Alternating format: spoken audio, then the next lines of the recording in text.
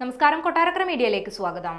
Kalamassery polytechnic കോളേജിലെ കഞ്ചാവ് കേസിൽ നിർണായകമായത് പ്രിൻസിപ്പലിന്റെ കത്തെന്ന് വിവരം. ക്യാമ്പസിൽ ലഹരി ഇടപാട് നടക്കുന്നുണ്ടെന്ന സൂചന നൽകി കളമശ്ശേരി പോളിടെക്നിക്കിലെ പ്രിൻസിപ്പൽ പോലീസിന് കത്ത് നൽകിയിരുന്നു. മാർച്ച് 12-ാം തീയതിയായിരുന്നു പ്രിൻസിപ്പൽ പോലീസിന് കത്ത് നൽകിയത്. ലഹരിക്കായി ക്യാമ്പസിൽ പണപ്പിരിവ് നടക്കുന്ന വിവരവും പ്രിൻസിപ്പൽ അറിയിച്ചിരുന്നു.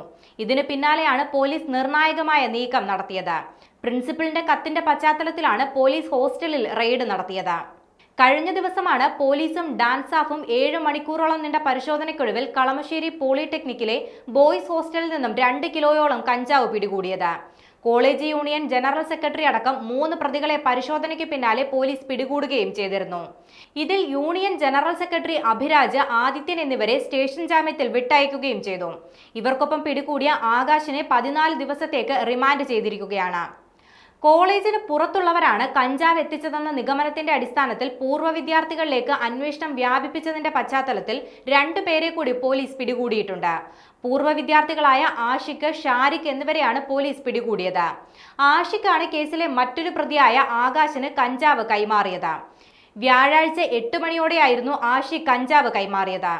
സംഭവം പുറത്തു വന്നതിന് പിന്നാലെ ആരോപണ പ്രത്യാരോപണങ്ങളുമായി SFIയും KSUവും രംഗത്തെത്തിയിട്ടുണ്ട്.